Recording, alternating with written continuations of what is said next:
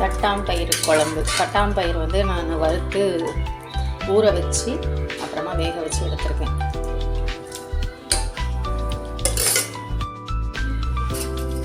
இதில் வந்து வெங்காயம், தக்காளி, கத்திரிக்காய், முருங்கைக்காய், வாழைக்காய் எல்லாமே கட் பண்ணி வச்சுருக்கிறேன். அதையும் இதிலே சேர்த்துட்டேன். இது சிம்பிளாக ஈஸியாக வைக்கிற மெத்தட் இது. எல்லா காயும் போட்டுட்டு கிளறி கொஞ்சம் நேரம் வேக விட்டுறலாம்.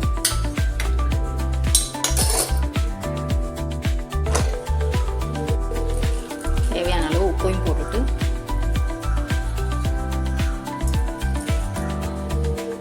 வேக விட்டுறலாம்.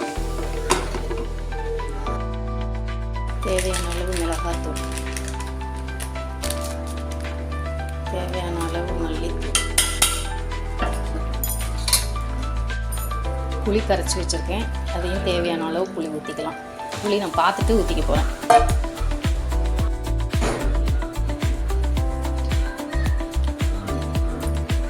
புளிப்பு கரெக்டாக இருக்குது.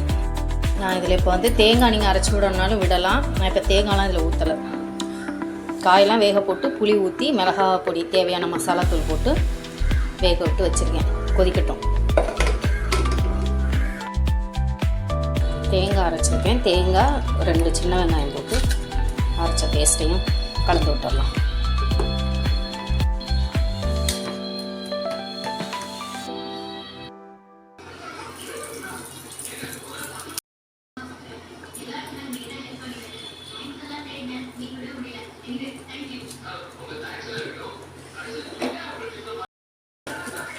இதில் வந்து தாளிப்பு கருவடகம் தான் போட்டிருக்கேன்.